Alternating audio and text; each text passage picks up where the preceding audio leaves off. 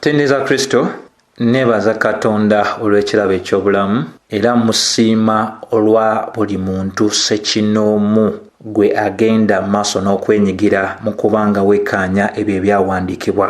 So olunaku olwo twagala okutunuulya essuula empya mu kitabo eky'ebikolwa eby'abatume nga tutunuulya ennyiriri ennya ezisooka. Tujjukira bulungi nti omulundi ogwasembayo twatunuulya Pawulo ebintu by'ayitamu ne Siira mu kitundu ekya Filipi, emigo egyabakubwa, okuteekebwa mu kkomera n'ebyo ebintu eby'amaanyi nnyo Katonda byakola nga Pawulo ne Siira bali mu kkomera musisi eyali ow'amaanyi, enzigi ez'ekkomera okwegula, enjegere ezaakutuka ezaali zisibiddwa ku basibe, n'okubeera nga eyali akulira okuteeka abantu mu kaguli. Katonda naye yamukomako oba yamukwatako n'atuuka ku ddala erigamba nti kikyeŋŋwanidde okukola nange okulokolebwa. Ne Pawulo okulaga nti ye mu kuba nti ali Muruumi etagwanidde kubanga ayisibwanga bwe yayisibwa,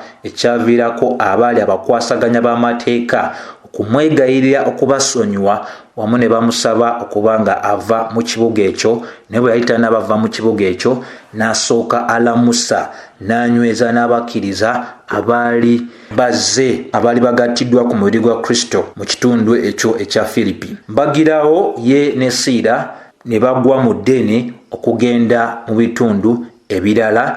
Luka ne Timoseewo ne basigalako emabega mu Filipayi. Akadde Bayibuli keetatulagira ddala kaali kenkana katya obuwanvu. Naye bw'oyingira mu ssuula ey'e17 nga tutunulya omulimu ogw'obumisani ogwa Pawulo ogw'olugendo lwe olwokubiri, Bayibuli etulaga nti Pawulo awo wamu ne Siira ne bayita mu bitundu bino eby'enjawulo, nti ne bayita mu Amfipooli ne Apolonia. Nti bayita ku Amfipooli ne Apolonia, Bayibuli eraga ne bajja mu kitundu ekya Sesalonika kubanga eyo we waali sinagogo ey'Abayudaaya. Ekimu ku byo ky'ogwanidde okubeera ng'otegeera nti Amfipooli kyali kibuga ekyali kyetooloddwa amazzi, ate bw'otwogera ku Apolonia tusobola okugamba nti Apolonia erinnya eryaggyibwa mu Katonda akaasinzibwanga abantu ab'omu kitundu ekyo ekya Macedonia. Ekirala Bayibuli kyetulaga kyetugwanidde okubanga tufaayoko nti tuba tugwanidde okuleka Bayibuli yeeyogerere, nti bwe tulaga nti bayita ku Amfipooli ne bayita ne ku Apolonia ne bajja e Sesalonika, kigwanidde gwe okutegeera nti waliwo ensonga lwaki bayita ku Amfipooli ne Apolonia. Ensonga esobola okubeera nga yeeno etulagibwa mu bigambo ebiddako ti ne bajja e Sesalonika ewaali sinagogo ey'Abayudaaya. Nti ne mu Filipi ekifo ekyokusinzizaamu eky'Abayudaaya kyali tekiriiwo. Naye bwe bajja eno ate bazuula nti mu Amfipooli tewaali, mu Apolonia tewaali, naye mu Sesalonika waaliyo. Jjukira nti Sesalonika tusobola okugamba nti kyali kitundu ku bibuga eby'e Makedoni, era mu Sesalonika muno mwatandikibwamu ekkanisa eyo nebeera nga yatandikibwa omusajja ayitibwa Pawulo oba omutume ayitibwa Pawulo, era ekkanisa ey'omu kifo kino yagiwandiikira amabaluwa 2, Basesalonika ekisooka n'ekyokubiri. Ekyali kyetusobola okutegeera ku kibuga kino nti kyalimu abantu ba mirundi ng'esatu. Mwalimu Abaruumi, mwalimu Abayonaani wamu n'Abayudaaya. Naye akalala akakulu ak'okufaako ke kano Bayibuli keetulaga mu lunyiriri lwokubiri nti nga bwe yali engeri ya Pawulo n'ayingira mu sinagogo, nga bwe yali empisa ye n'ayingira mu bo. Kati bw'oba weetegereza ebyawandiikibwa eby'enjawulo tebiina ngeri yonna gye byawula. Ebyawandiikibwa byonna bitulaga nti eyali empisa ya Pawulo kuva ddala we yatandika obuweereza bwe talina ngeri yonna gye yabuusangamu nsonga y'okusooka okutwala enjiri eya mukama waffe Yesu mu makuŋŋaaniro ag'Abayudaaya. Bw'otunuulira Bikola Batume 13:5 n'abatwalira enjiri. Bw'otunuulira Bikola Batume 14 n'abatwalira enjiri. Bw'otunuulira Bikola Batume 18 n'abatwalira enjiri. Bw'otunuulira Bikola Batume 19 n'ayingira era mu bifo bye bimu.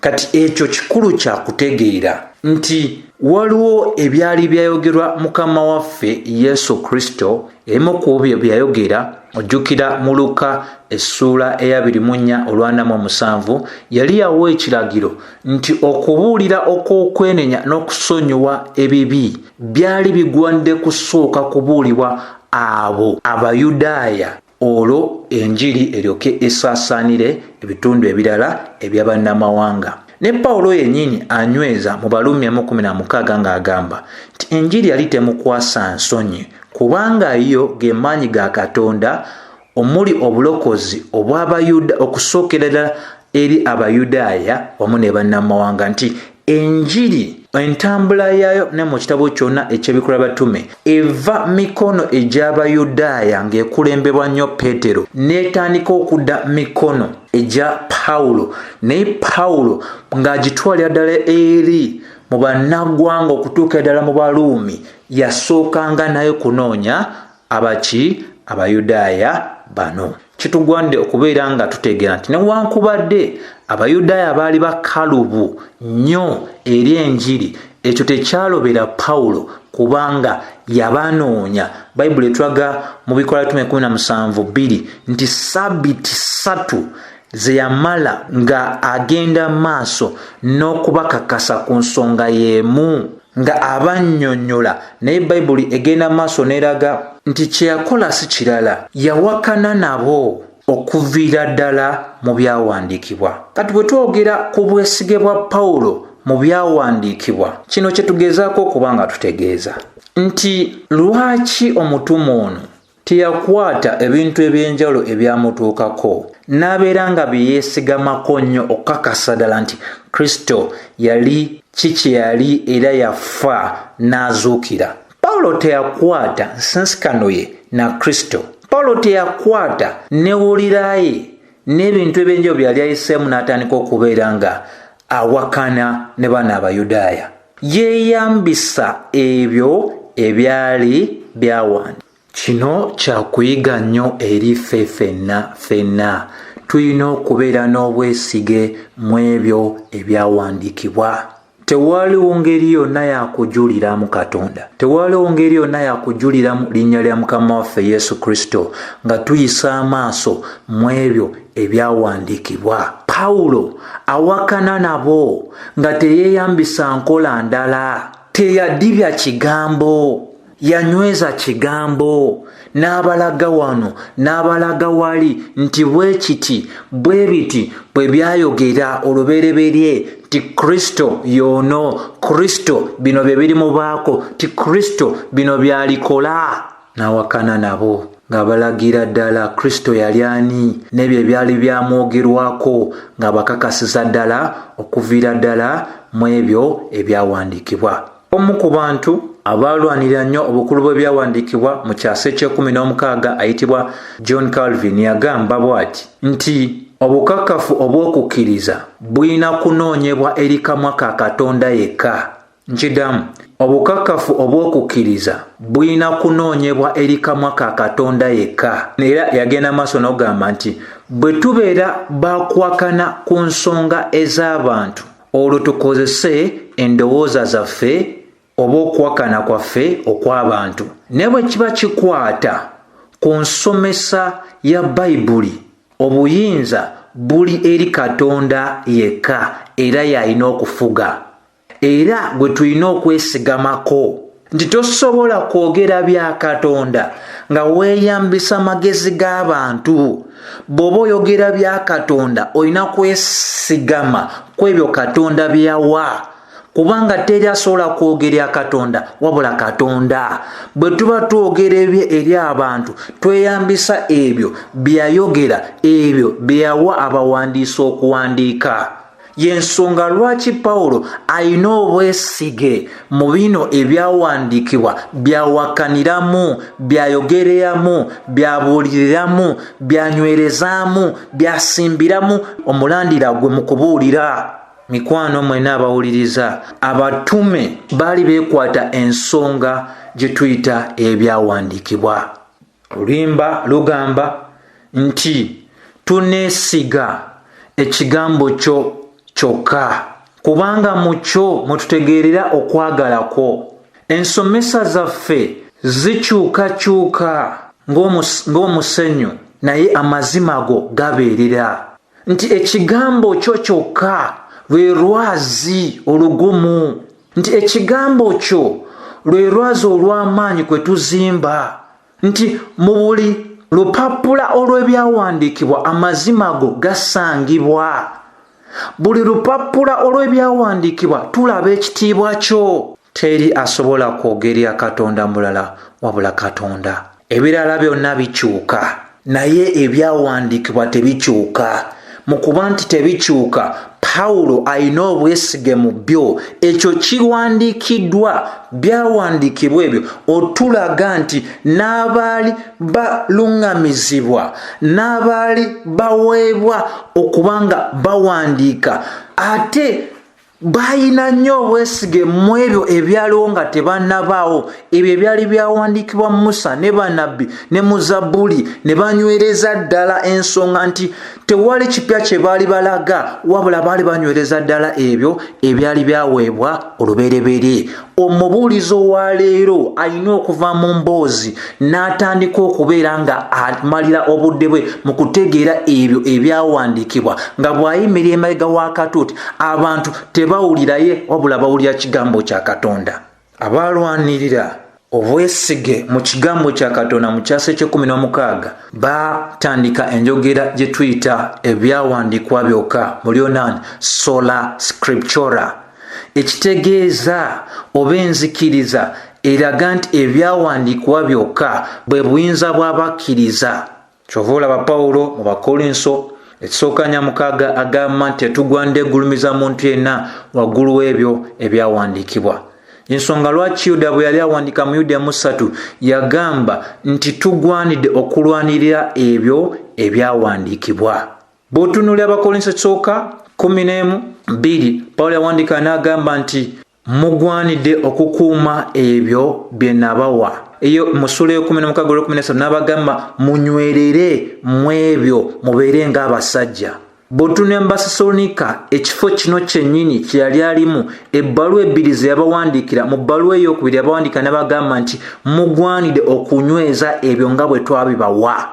Nti bayina ekyokulabirako. Eyali ayogera bino bwe yali mu bo teyakola kirala naye yanyweza ebyo ebyali byawandiikibwa. Babawandiikira abagamba munyweze ebyo nga bwe twabibawa, era mwewale omuntu yenna atagondera ebyo bye twabawa. Bw'oba ojjukidde obulungi nti Pawulo bwe bamuleeta maaso ga Felix, Bikola Batume 24-25, nti bwe yatandika okuwakana ku nsonga, okuwakana no tekuli mu bubi, kuli mu bulungi, ku nsonga y'obutuukirivu, Bayibuli eraga nti Felix n'akankana n'annyonnyola ng'agamba ti kaakano genda, bwe naaba nfunye obudde n'akuyita.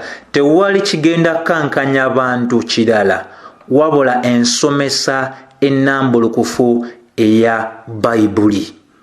Okuganya Bayibuli okweyogerera, okuganya ebyawandiikibwa okweyogerera.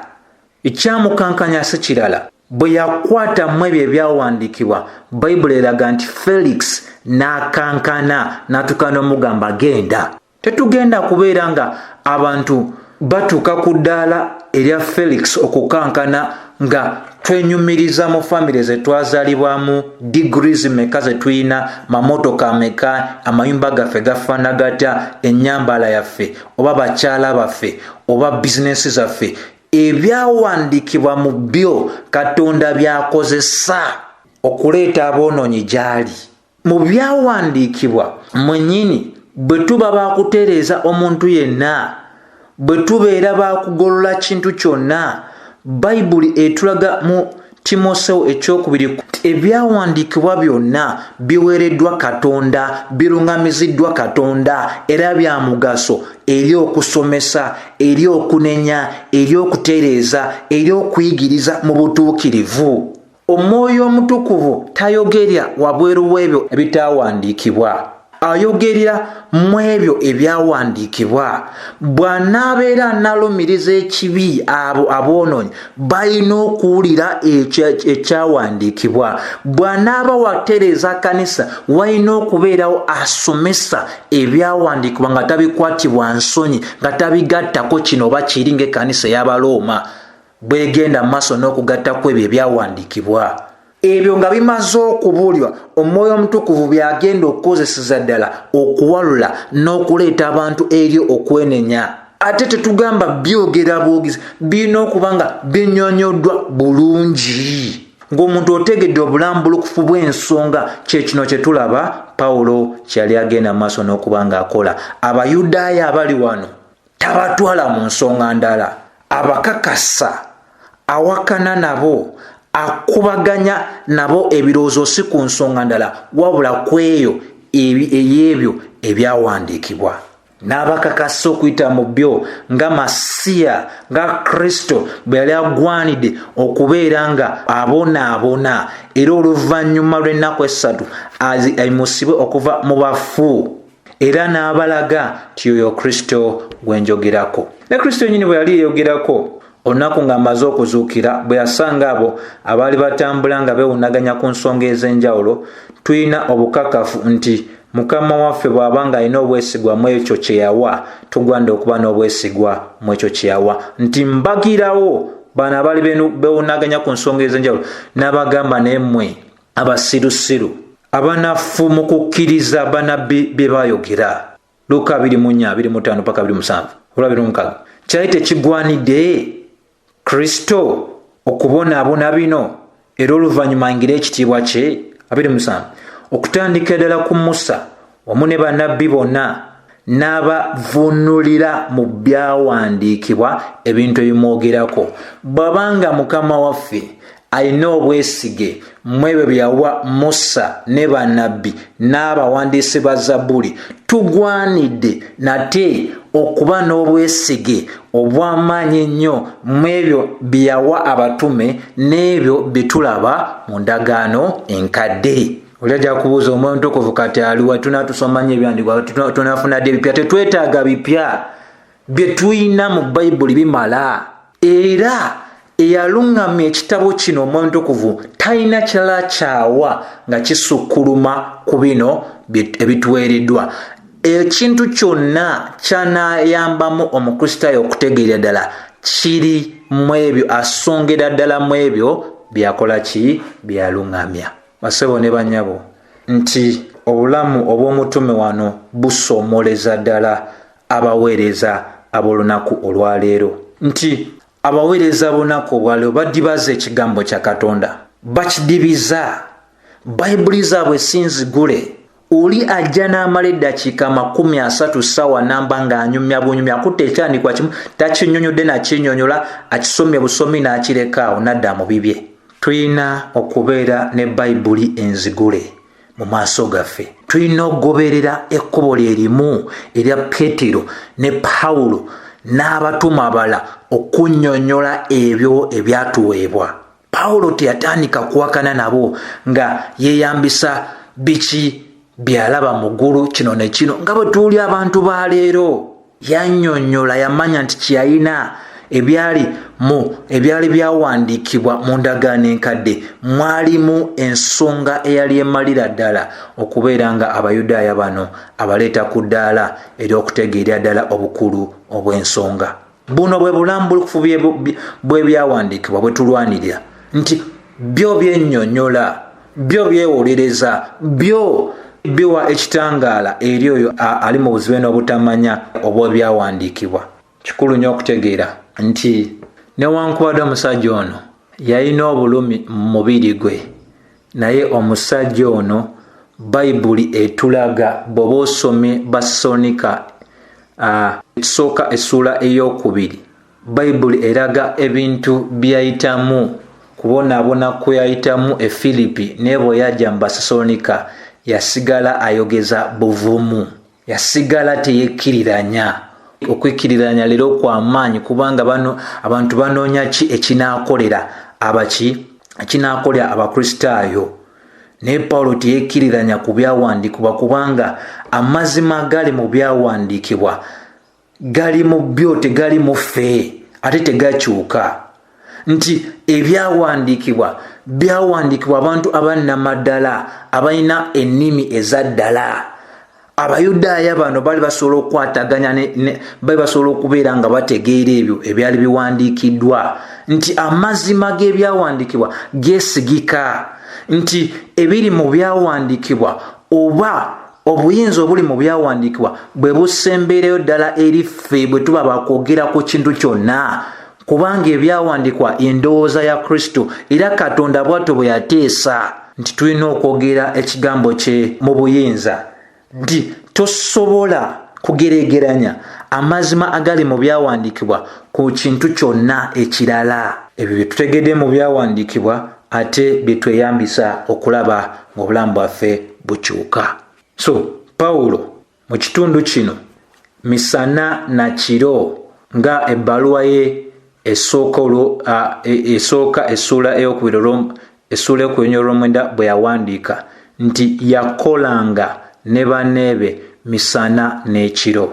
Nti leero abantu abatakola misana na kiro okwekkaanya ebintu ate be bali okuweebwa obuyambi, be baweebwa ssente, be baweebwa kino ne kiri. Naye Pawulo agamba misana n'ekiro twakola, ne tutayagala kubeera mugugu eri mmwe. Bayibuli etulaga mu Bafilipi 4:16 nti bwe yali mu Sesalonika Abafilipi abaali bategedde obukulu bw'ekyo kyali akola bamuweerezanga obuyambi, naye teyayagala ko kintu kyonna okuva mu bakkiriza Abasesalonika. Ne yeewaayo wamu ne banneebe ne bannyonnyola ne babalagira ddala abantu bano Omukristaayo agwande kugoberera ki, agwande kweyisa atya, okusomozebwa kuba kuze agwande kwanukula atya. Mikwano mmwe n'abawuliriza, tugwanidde okuba nga tusonga ku byawandiikibwa nga Pawulo bwe yasonga ku byawandiikibwa. Amagezi gaffe tegasobola kulokola muntu, amagezi gaffe tegasobola kutaasa muntu yenna kukyusa mpisa ze, naye ebyawandiikibwa mulimu amaanyi ga Katonda. Bayibuli etulaga mu lunyiriri olwokuna nti abamu ne bakkiriza ebyo byayogera, ne bamwegattako wamu ne Siira, omwali Abayonaani abaali batya Katonda, abaali enkumuliitu, wamu n'abakyala abaali abakulu mu kifo ekyo. Katonda yawa omukisa eri okubuulira okw'ekigambo kye, era abantu bano abaali beewaayo mu kwagala okutegeera n'abaali abagezi abakenkufu ab'omu kitundu ekyo, bonna enjiri n'ebawalula. Nti enjiri, ensomesa ya Bayibuli egwanidde okuzaala obulamu, era obulamu buzaala okussaamu ekitiibwa ebyo byawandiikibwa. Kyekyo tulaba ekyali mu kifo kino ekya Sesalonika. Bayibuli etulaga bangi bakomebwako ebigambo ebyo, naye etulaze ekivudde mu bino nti ekireeta kino nti yawakana nabo Ssabbiiti 3, eyasooka teyakyusa, ey'okubiri n'agumizaamu, ey'okusatu n'anywereza ddala mu ebyo ebyawandiikibwa. Nzikiriza ekkanisa teyazimbibwa ku kintu kirala. Ekkanisa eyannamaddala eya Mukama waffe Yesu Kristo erina kuba ng'ezimbiddwa ku kigambo kye. Omuwandiisi wa hymn yagamba atya? Yagamba tuneesiga ekigambo kyo kyokka, mu kyo mwe tusobola okutegeera okwagala kwo okutuukiridde, mu kyo amazima go gabeerera. Nti ekigambo kyo kyokka ly'ettaka erigumidde, lwe lwazi kwe tuzimba. Nti buli lupapula olw'ebyawandiikibwa tulaba amazima go. Nti mu buli lupapula olw'ebyawandiikibwa tulaba ekitiibwa kyo, teri muntu ali wansi wa buweereza nga tebututte ddala mu kunywerezaamu ebyo ebyawandiikibwa asobola kubeera nga alaba ekitiibwa kya Katonda. Ekitiibwa kya Katonda kiragibwa okuva mu kusomesa okw'ekigambo kye, kye kitulaga ekitiibwa kye. Bayibuli etulaga ebyo ebyawulirwa nga bisonga ku ki Kristo kyali, byali byamwogerwako, kubonaabona kwe, okuzuukira kwe. Abamu ne bawulira ne bakkiriza ne balokolebwa. Mukama ababe abamanyi era ababe bawulira ekigambo kye. Yokaana 20:6. Sola kusukka wano wabula okugamba nti nywerera mu buvumu obw'ebyo ebyawandiikibwa. Ebyokulabirako tulina ntoko mu byawandiikibwa. Pawulo yennyini yalina obwesige mu byawandiikibwa. Tugwanidde okuba n'obwesige mu byawandiikibwa kubanga Mukama waffe yalina obwesige mu ekyo kye yawa Musa ne bannabbi wamu n'abatume. So kama nga kkiriza tujja kuba tutunuulira ekitundu kyaffe ekyokubiri nga tulaba ekyokulabirako eky'Abakristaayo abaali mu kitundu Bayibuli kyeyita ekya Beroya. So obulamu bwabwe obw'obulamu okwekkaanya buli kimu ekyali kibagambibwa nti baali tebalina njawulo n'ekyo kye tulabye mu bulamu obwa Pawulo. Ekisa kya Mukama waffe Yesu Kristo kibeere wamu nammwe mwenna. Amiina.